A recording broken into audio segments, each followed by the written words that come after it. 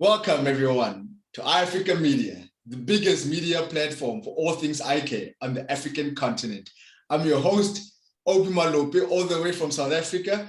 And of course, today, we're taking things on a different angle now. You know, a lot of us, when we got into eye care, we identified a need, we identified a problem within our communities, within society, that sparked a fire within us that motivated us to go into eye care.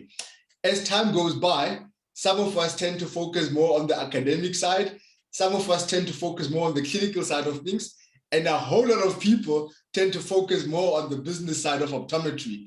But then from time to time, there are people that tend to remind us of why we got into optometry in the first place, because of the amazing work that they do within their respective communities, over and above the work that takes place within the examination room. And so if you have not guessed it in terms of what we're talking about today or who our guest is, today we've got the awesome privilege and the honor to be sitting and interviewing a young dynamic optometrist, Zaahira S.A. Jogi. How are you today? I'm fine, thanks. And how are you? Very, very well. Thank you very much. Thank you so much for having me. It's only a pleasure. It's only a pleasure. There's a lot of people that perhaps have seen you online, but they've never put a face to the person online. Who is Zaahira? How did your journey into eye care begin? And what do you currently do in eye care at the current moment? So I started in basically the optometric field when, how can I say, my mom actually inspired me to get into this field. She always told us the story of how she, as a child, would struggle with her vision and just never knew. And it was only when she got to high school that they realized that she wasn't being a difficult student. It was just that she couldn't see clearly. And her whole world had literally just changed from that moment on. Wow. And so since then, I think that was always at the back of my mind when I was thinking of my career path and what I'd like to do one day. And then, yes, and the journey through university, all of that as well. And then from there, at the health department. In working at the health department, I realized that eye care is not something that's actually focused on, it's not considered primary health care. There's a lot of other fields that are taking first priority over eye care and eye awareness. And so people didn't realize that they've actually got serious eye conditions, like you see a lot of glaucoma conditions or cataracts and things like that as well, and didn't know that they had problems. And because of that, I think that actually then initiated the Ruya project, which we would go out and then do free eye care screenings and eye awareness programs for kids, especially that, from underprivileged communities who eye care was not a first priority for them. Like as parents, they couldn't afford, little basic things for the children, never mind now taking them for an eye test and all of those expenses. And then that's when this project was born, to try and curb that issue of having kids at school level who cannot see properly, cannot see clearly, and then going on, and then that cycle of poverty is not broken because they cannot progress at school. They don't go on to studying things further, and then that they just can't get jobs and things as well. So although eye care seems such a small, insignificant thing at that point, it's actually going on to create such bigger socioeconomic issues, and that those kids cannot break out of. Wow, you reminded me of the time when I was still studying. I think it was in our third year, where we would do community-based work. And I personally had to repeat my third year. And so I got the opportunity of doing Pelo Pepper in third year and final year. And a lot of that year was focused on spending a lot of time on community-related projects within the community of the Free State. And I remember we would go to communities in the Free State, Eastern Free State to be exact, and you will see the impact that poverty has on people's vision and how it becomes a by the way, because in their mind, they think that because they can't afford eye care related services, they don't necessarily have the urgency of seeking eye care related services. In you starting the Ruya project, what were some of the challenges that you encountered earlier on in you getting started? What was the misconceptions that the communities had about eye care as a whole? So initially at the start, when launching the project, there were a lot of people who basically were hesitant in actually initiating or like starting it with me because they felt eye care was not a priority. They said no, that these kids have other things to deal with. People have other things to worry about, like general health care. Again, then like the lack of just getting simple products and things like that. You know, those things were more of a priority, like your hygiene products, those kind of things. People needed that over spectacles. And then that's when I said, no, but the idea is that we're going to be doing free testing, free spectacles. So it's going to be no charge to them. Because if you look at it, like if I had a child in one of the testings that I did at the school while working at the health department, she was a -6. She couldn't see anything. She was in grade 2. And then also because of the lack of funding, lack of budget, we couldn't get her a pair of spectacles until maybe a year or so later. So that child is sitting in their classroom, unable to see clearly. She's not doing well. The teachers are now taking it out on her, saying that no, this child doesn't want to learn. She's being stubborn and all of that, not realizing that she's sitting with a -6 prescription in a classroom. She even right at the front, she cannot see the board. She can't see her book unless she's sitting very close. And again, that also is considered to be naughty or stubborn or just not wanting to perform well at school or easily being distracted because she basically cannot see anything. And so when I brought those things forward, suddenly there was a change in that more people were now understanding what we're trying to do and achieve. And then also getting more optoms to actually volunteer their time. That's definitely been a struggle because, I mean, we all work. It's like 9 to 6 daily. You're working Saturdays and things as well. So the time that optoms have with their family and things, that's also limited. So now you're asking them to sacrifice that little bit of time to come out and help. It's not easy for them to do. Initially, Brian Holden did sponsor the spectacles for us for that first year. So that was quite nice because then we worked everything through them. We had the frames done, the lenses and all of that.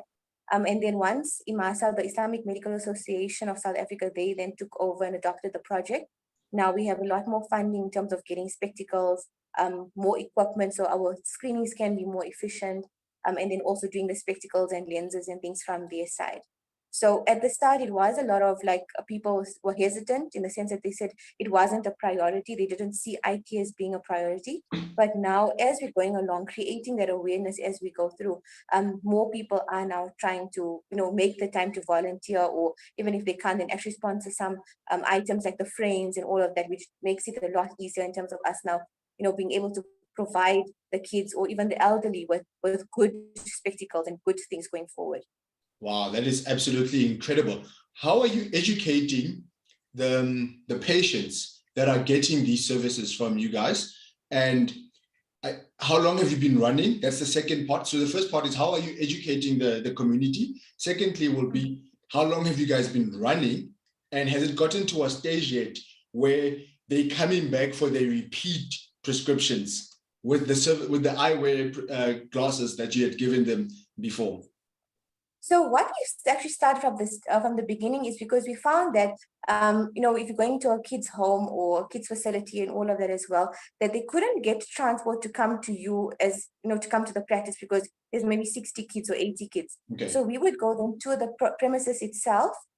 We do a little bit of a talk to explain why we're here, what we're doing, what we'd like to achieve by doing this testing, the screening, and why it's important to look after your eyes, because also you'll find a lot of kids with allergies or just a bit of dry eye because of the dusty environments that they're in and things like that. So then we educate them about using drops, using the face cloths to clean the eye, using your eye cleansers, all of that as well. And we take those items with us. So when we go to visit them, we give them everything that they need as well. It started in 2016, where August 2016, where we did our first screening at a home in Indonesia. So yes, we have returned to those places as well, say 2019, 2020, before the hectic lockdown, where we went back and then we did the second follow-up testing to see now how are those kids progressing. Do they need like new spectacles, or how is it going? Like 1 or 2 kids did lose their spectacles in that time. Some actually then moved on to other homes, but the ones that were there, then we retested them and things like that as well. So we do a bit of talks now and then, just to explain why it's important, what you need to do, just your basic eye principles as well, the importance of your safety in terms of now crossing the road, why you need to see clearly so that when you're crossing the road, you actually can, look right, look left, look right again, all of that. But you're not doing that activity, but still not seeing clearly, and then putting yourself in an unsafe situation.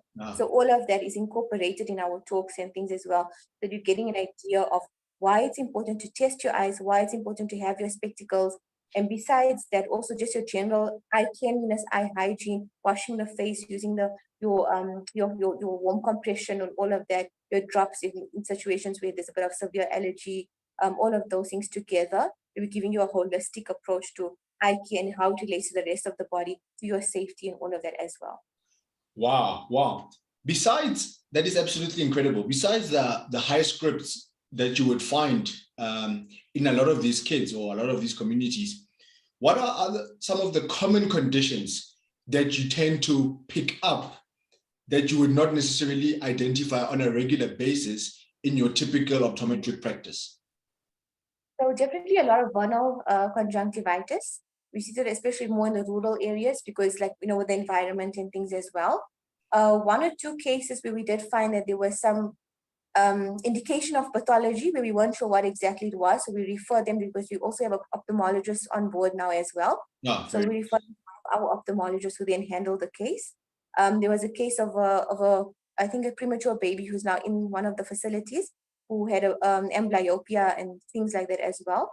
So those things were then referred, but it was a lot of vernal conjunctivitis that had come forward.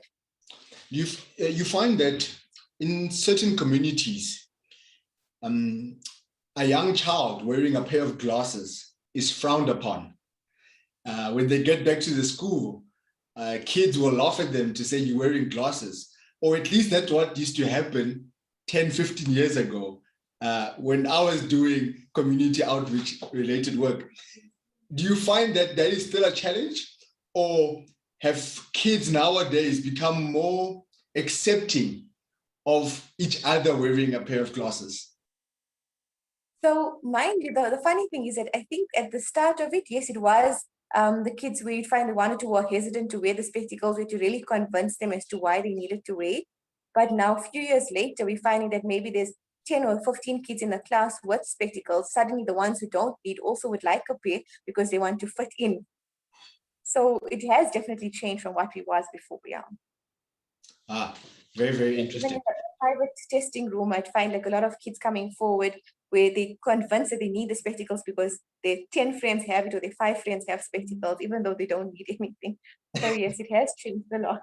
Wow. It is, I can literally put myself in that situation and see those kids coming in. Now, what's your goal? What is actually your goal with the Ruya project? What is it that you want to achieve? What are you working towards right now with the project? So ideally with the project, we'd like to get to as many kids as we can in terms of providing the spectacles where it's needed. Also, the main issue is the awareness so that people will not take your vision and your eye health for granted. Let's make it a priority. Let's make it something it is primary healthcare. Let's put the focus back on it. I feel like optometric practices have gotten this bad reputation of just trying to make money out of the patient and things like that. So because of that, it's like the healthcare has become second to your business in that sense. So we'd like to put the focus back on it. It's still your health. It's still part of your body. It's something that needs to be taken care of, even if it's a year to every 2 years. It's not because we're trying to make money out of you, in terms of the client, but we really there to take care of you in terms of your vision, your health, making sure that there's no underlying conditions that are now coming through in the eye itself. It could be detected in the rest of the body, all of those things. Ideally, with the project itself, we would like to establish eventually a little bit of a mobile clinic so that we can actually have a place where the kids could come to. You've got your frames, your testing equipment, your specialized equipment and things available. Because like I said, right now we go through to the premises and things as well. So you are a bit more limited in terms of what you've got, in terms of your equipment. It's just your trial case, your trial frame.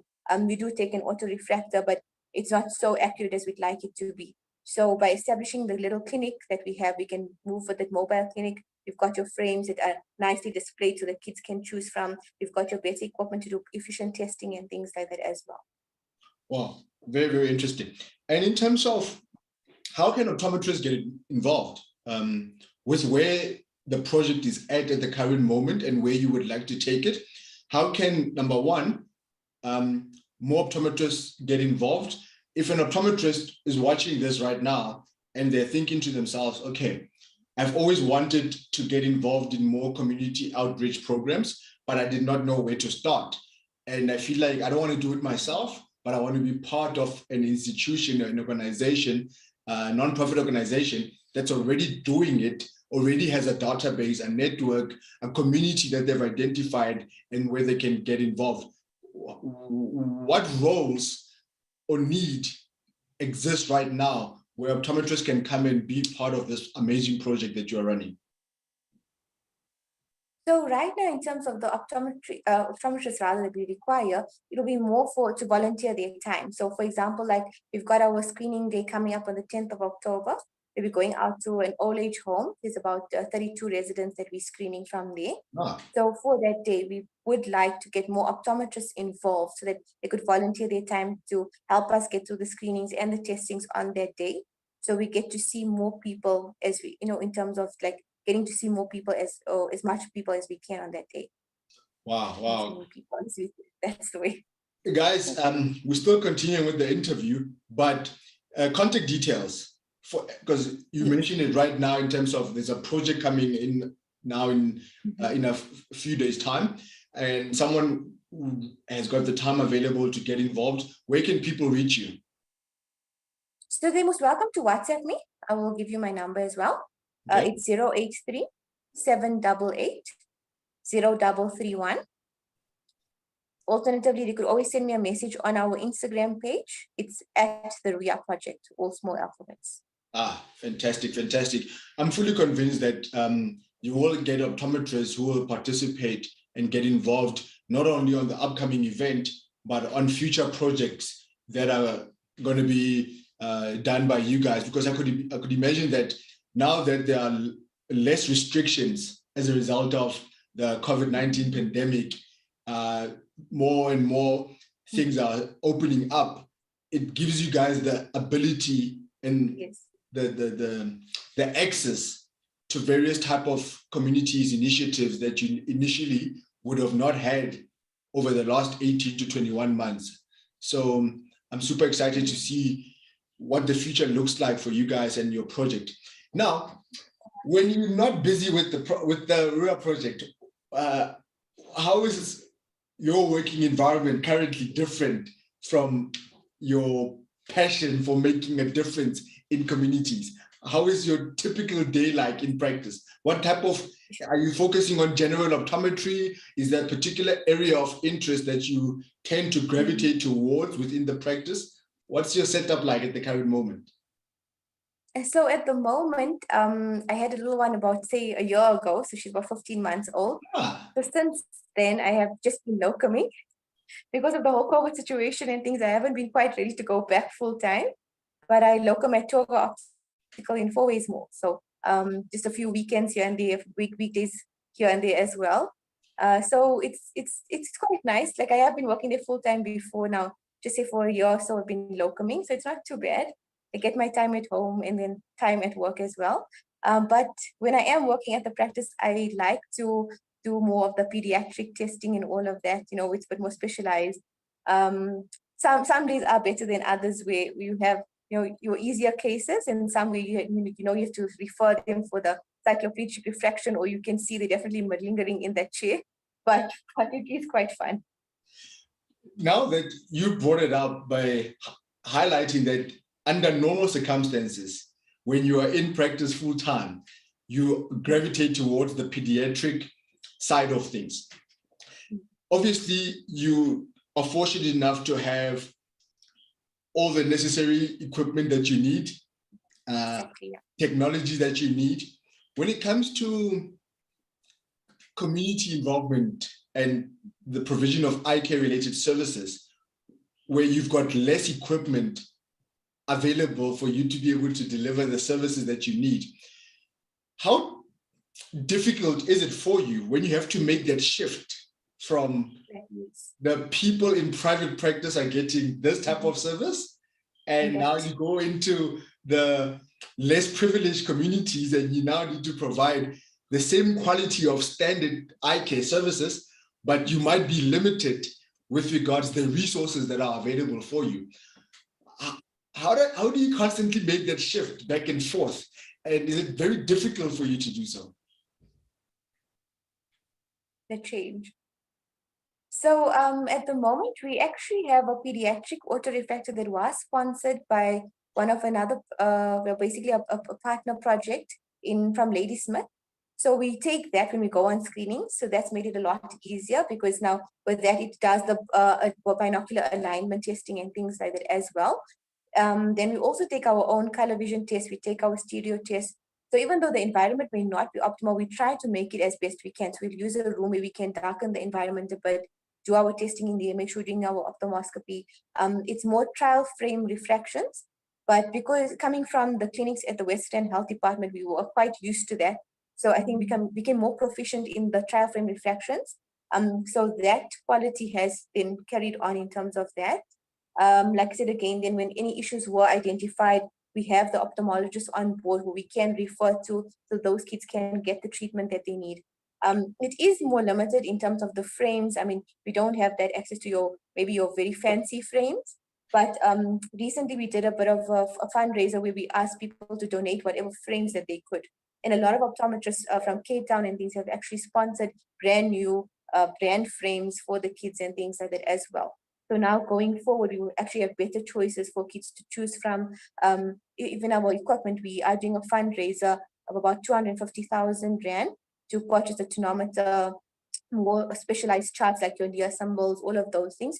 That we do go out, we're giving every child the best care that we can, or the best treatment, the best testing as well in terms of that.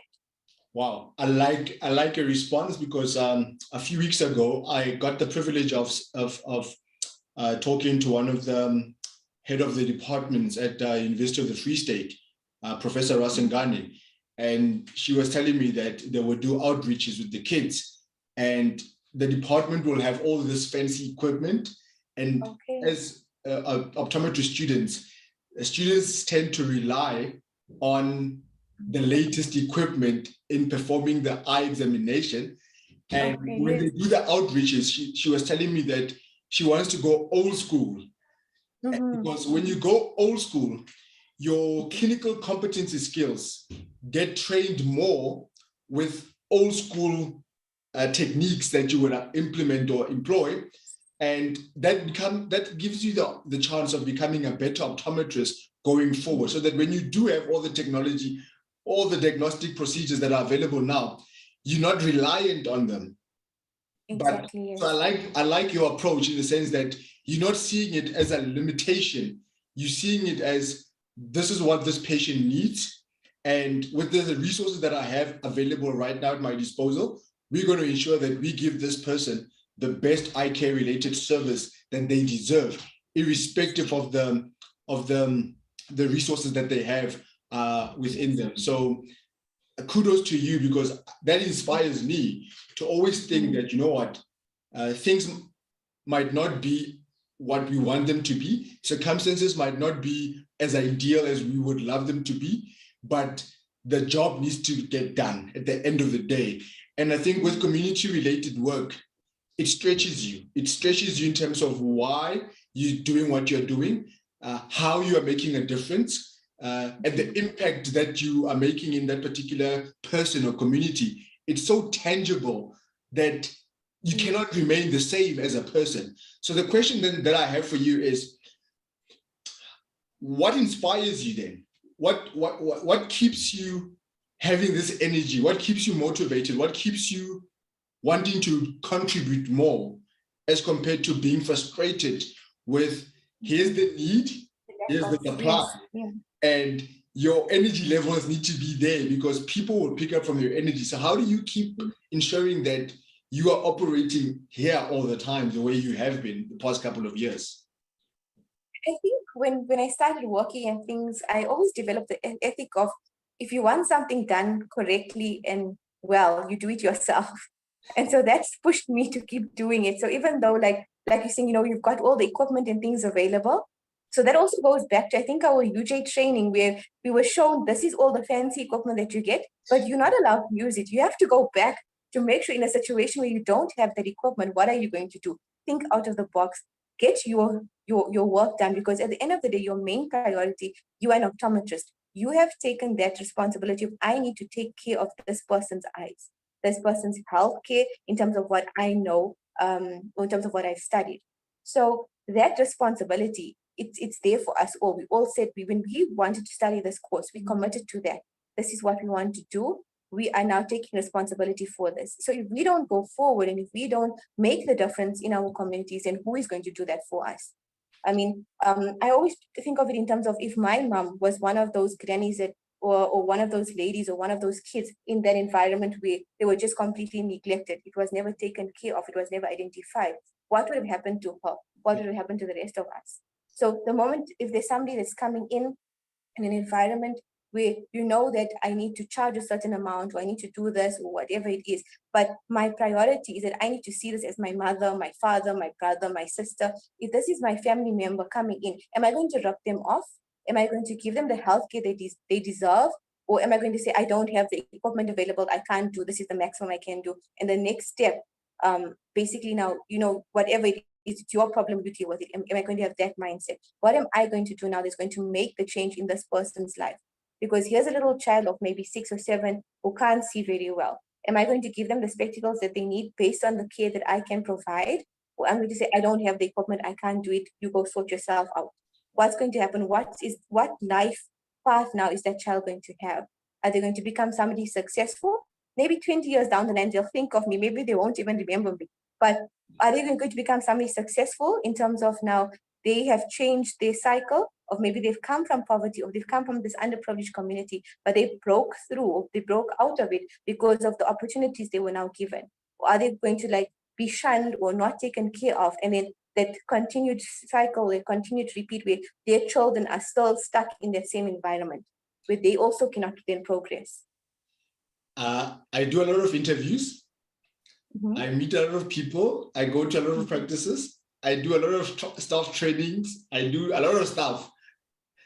That is the most powerful thing I've heard this year. No, I'm being for real. That is the most powerful thing. I'm a big advocate on communication. That when you're sitting with a person across you, irrespective of the religious background, the ethnic background, the economic status, you communicate with them at their level and connect with them to take them to another level altogether. That's how I approach things. And I always learn about different languages, different cultures, so that when I'm sitting with a patient in the examination room, I'm connecting with them and I'm building trust, and I'm going out of my way to show them that, you know what, I'm here for you. But what you have just said right now has sort of elevated my thinking to a whole nother level. When you say, if this was my sister, if this was my mother, if this was my brother, if this was my dad, if this was my uncle, if this was my granny, if this was my granddad, how would I treat this person? Or how would I want them to be treated? That's it, yeah. By you having that mentality, automatically changes everything that you do. And so if we take that approach to every single patient, that means whether you saw 10 people or whether you saw 100 people, if you have the same type of mentality, you're going to transform the way you do business. It would not even matter whether your practice is the fanciest of practices, whether you've got high-end equipment or frames. It would not matter whether you are in a high-end area. For as long as that is your approach with every single person sitting in front of you, there's no better marketing than word of mouth. When people leave your practice, getting the service that you have rendered, and they go and tell their friends, their family, they network about the experience that they got from the optometrist. Because what you have just said, I hope that the people that are going to be watching this or listening to it will take that, what you've just said, and go and implement it in their practices, because I think that is the biggest thing that we can carry ourselves as eye care practitioners. In actual fact, as services, whether you go to a restaurant, wherever you go, I think that is at the core of service delivery, what you have just mentioned, that how would I want to be treated plays a role in how I'm going to treat other people. So thank you very much for that. I'm going to write a book on service delivery, and that will be a whole chapter on its own. Oh, it's an honor. Thank you. I'm going to engage you more on this because I think you've just said something very, very powerful. I had a colleague that I worked for about 4 years, a mentor, Hilton Morrow, and he would spend close to an hour and a half in the examination room. And the staff would be frustrated that he's spending too long running over with appointments. But every single patient, young and old, black and white, irrespective of their religious backgrounds, when they walked out of that examination room, they felt that I've never had my eyes examined the way this person has examined my eyes. And he was implementing what you are making reference to. So if that's how you're approaching optometry, kudos on you, because we need more leaders, we need more people to approach it like that. And I'm fully convinced that the Ruya project is going to be a success. It's going to grow beyond Johannesburg. It's going to grow beyond what you're currently doing right now, because your heart is in the right place. Your attitude is in the right place. And the people that are going to be coming towards you, they'll take from that. They'll gravitate towards that. And it will not only change them in wanting to get involved, but it will also impact how they do optometry in their own respective communities. So you have inspired a lot of us today. You've inspired me, definitely. So thank you very much for that. Thank you for giving me the platform to be able to share my words as well. No, it's only a pleasure. Africa Media is not it's not a platform for just a few people. It's a platform for the entire IK community on the African continent, where we can learn from one another and stretch one another's abilities, where we can look at other people, be inspired by what they do, and be challenged enough to say, that person is doing this in Nigeria, that person is doing that in Morocco, that person is doing that in Egypt, Burkina Faso, Zimbabwe, and so forth. I'm sitting in South Africa. I can definitely also go and be able to do this, because at the end of the day, if we're all going to be sitting in our private practices and just doing the -0.25s and the -0.50s and prescribing the latest technology lenses with those type of prescriptions, are we really making a difference if we're not going to get out of our comfort zones and reach out to those people who don't have access to the quality of services you find in urban areas, and us giving them the same standard of care that they will find in those urban areas? So all the best to you. And those social media page again, for those that missed it earlier on, where can people find you? So on Instagram, it's at the Ruya Project. It's all small alphabets, no spaces. Perfect. Guys, that was another fantastic interview today that Africa Media got the privilege of doing. If you're not connected with the Ruya Project, make sure to do so right now. They're doing incredible work. Most importantly, in a few days' time, there is outreach that they're doing. Make sure that you're connecting with Zaahira. We will share the contact details as well in the comment section. Make sure you reach out to them and watch the space. Watch for this project, because the best is yet to come.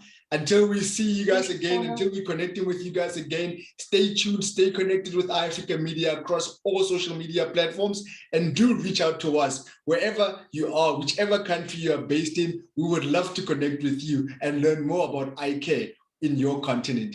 Take care. Bye, everyone. Bye. Thank you very much, Zaahira. Take care, everyone. Thank you so much for having me. It's only a pleasure.